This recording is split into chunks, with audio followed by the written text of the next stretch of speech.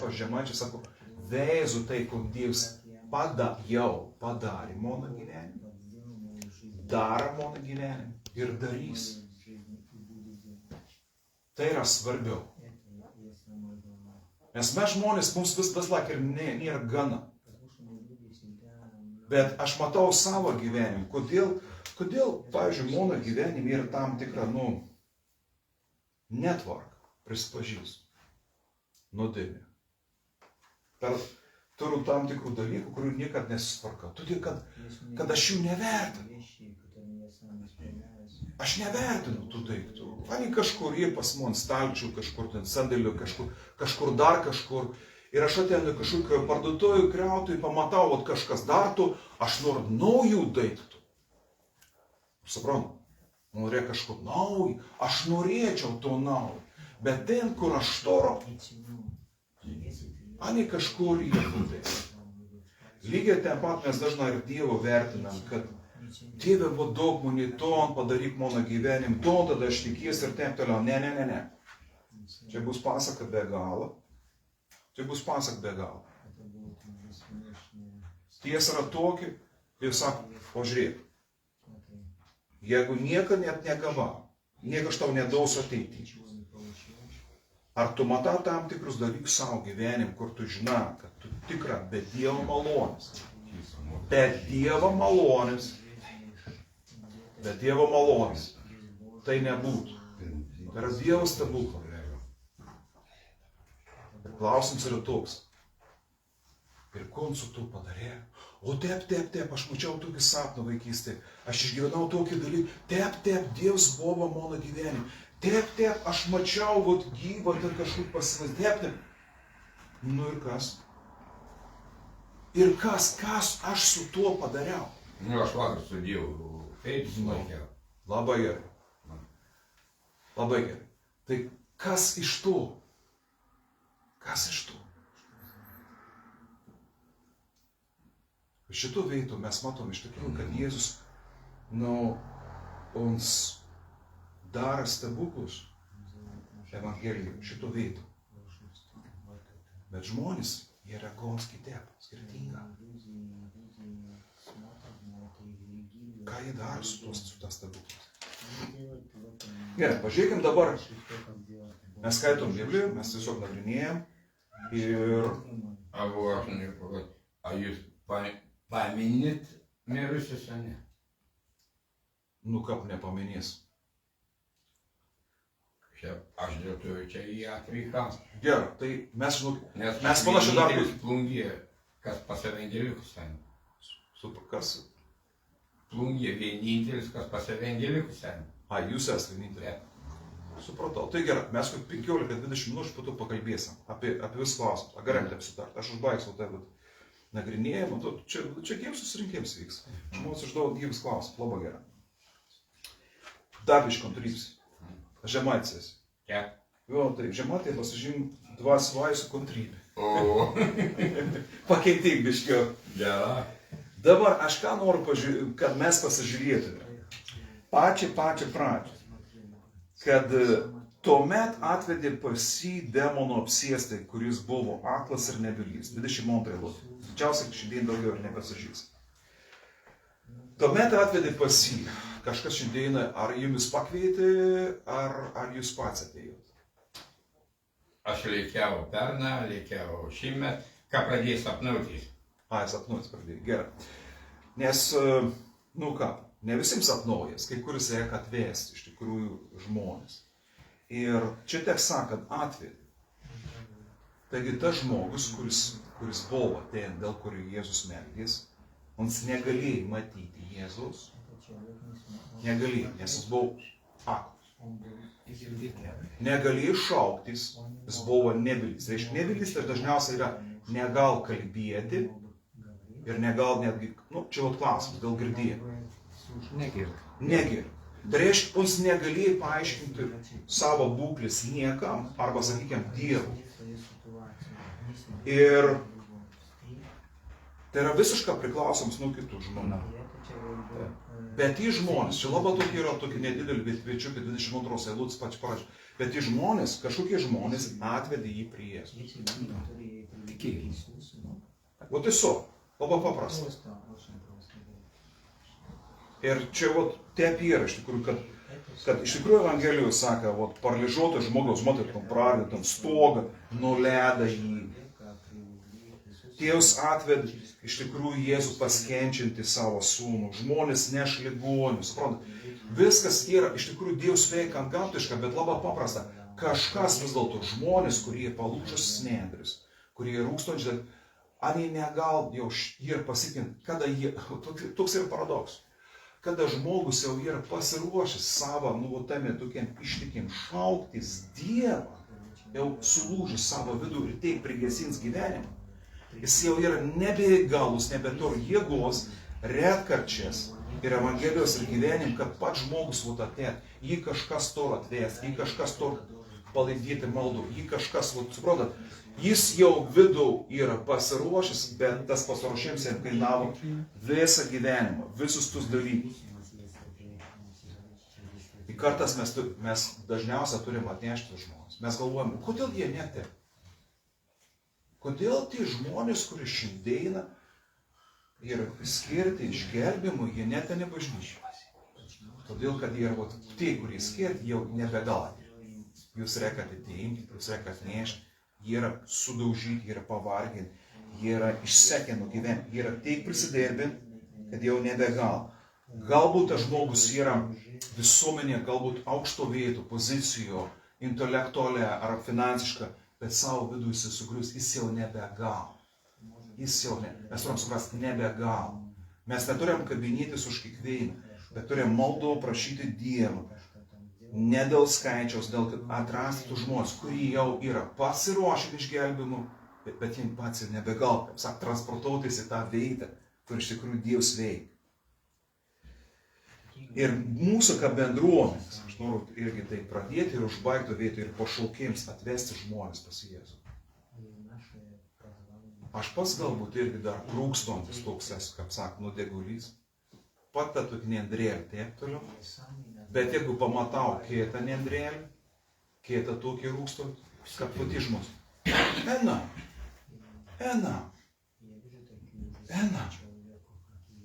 Aš negaliu išgelbėti žmogus, aš negaliu spręsti kitą savo žmonių, savo visų problemų, aš ten pradėjau šokus, aš negaliu, aš nesu kažkoks tai politikas ar ten kažkoks mesijas, kuris spręs visų žmonių problemas. Bet mes kartu galime prie Dievo, mes galime melstis, mes galime šaukti, mes galime sakyti, Dieve padėk. Ir Dievas suteik malonę. Ir žinau, kad yra ypatinga kartas malonė. Žinau, tokia malonė, kad nebepavyks jam. Kada tu esi 20-30 metų su Kristum ir tu matai žmogus, nesakau, kad jūs atėjom nuo gatvės, ir mes pasimaldam už jų poreikius. Ir aš atvirą sakau, vos nesusikeik šventų vietų. Dievas atsakė į to žmogaus poreikius, todėl, kad suteik malonį, todėl, kad jam yra išgelbėjimo laikas. Ir mes dažnai sakom, liūdėm, tu prisėmeni, ką pradžio Dievas atsakė, todėl, kad tai yra malonė, tai yra išgelbėjimo laikas. Po to jau mokinystė.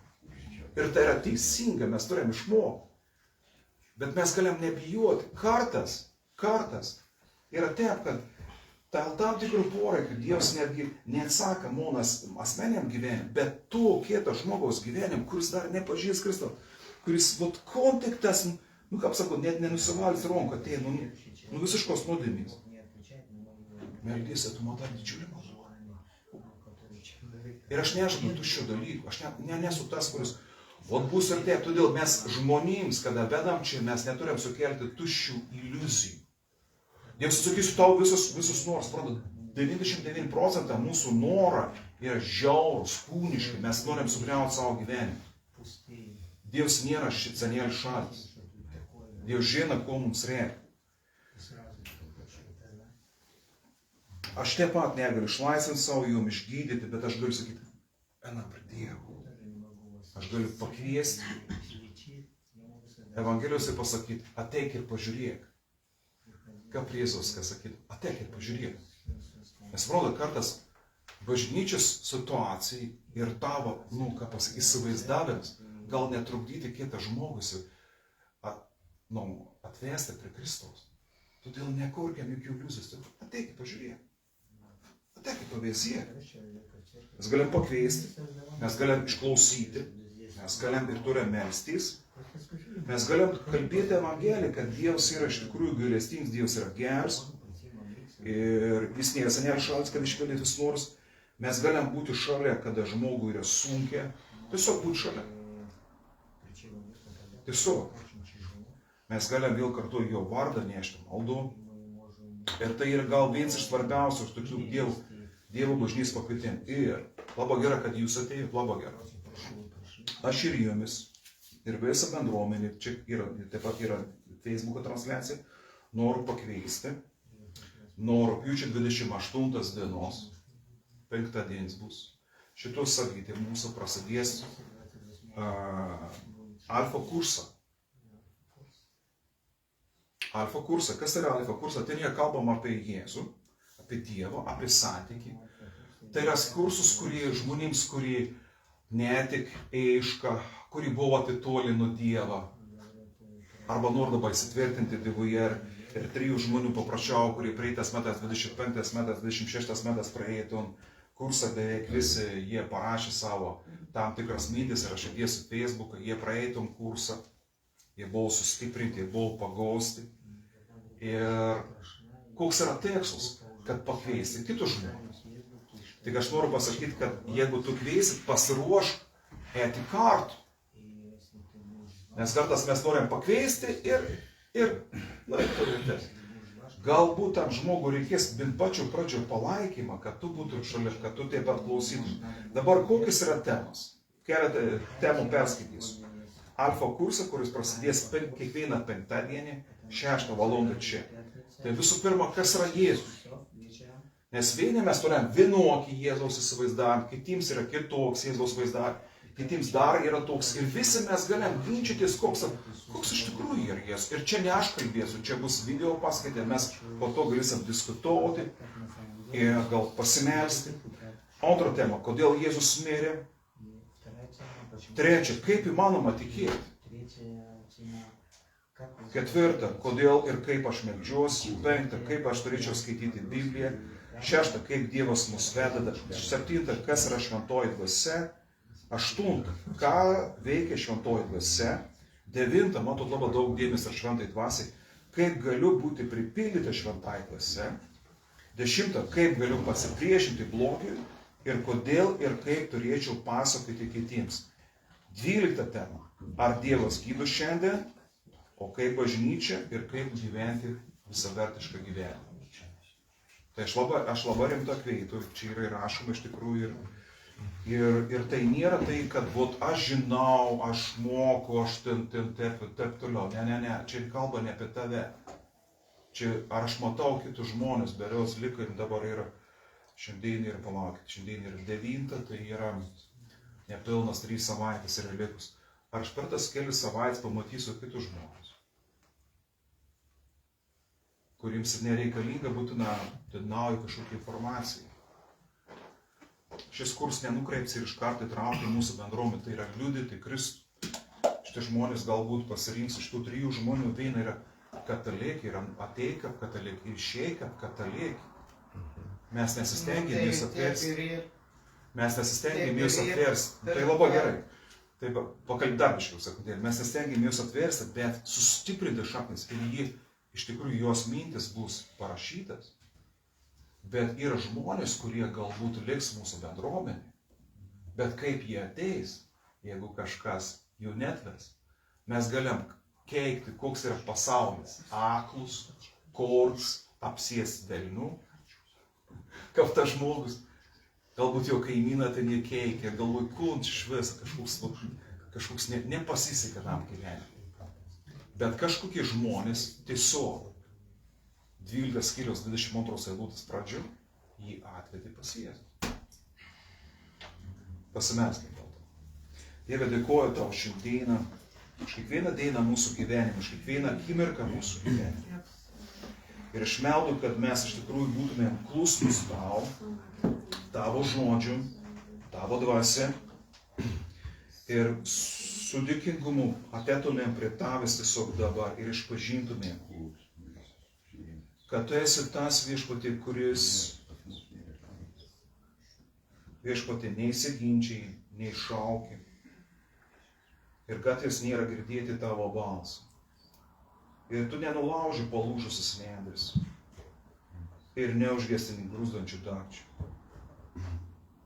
Bet tu ateini prie kiekvieno žmogaus viešpatie, kur šiandieną tave šaukas. Ir Dieve, mes meldam visų pirma už save ir kiekvieną čia esančių viešpatie, kad mes būtumėm pajėgus viešpatie matyti ne tik savim, ne tik savo individualistinį gyvenimą, bet ir atvesti toliau žmonės prie tavęs.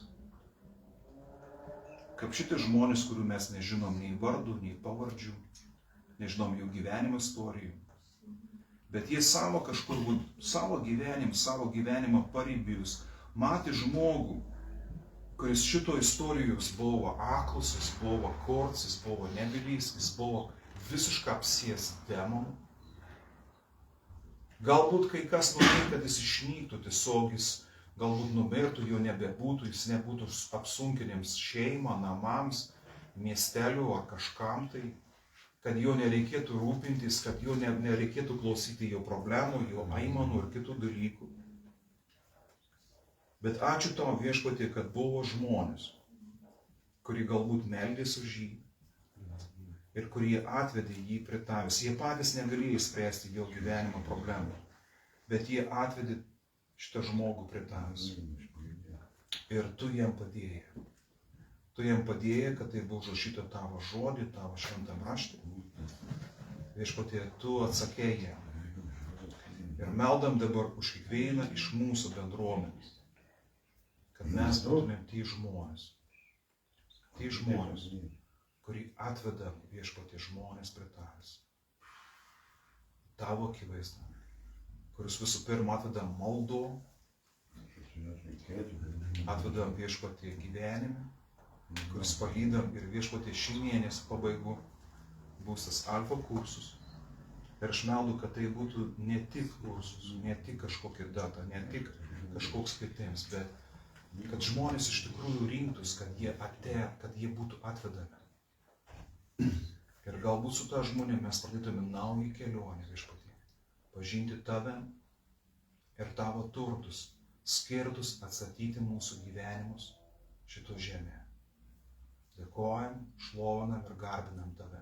Ir aš meldu visų pirma dar vieną dalyką, kad tie žmonės, kurie yra čia, ar šito veido, ar tiesiog virtualiai, kurie nepažįsta tavęs kaip savo asmeninį gelbėtojį ir viešpatį, kad jie pažintų tave.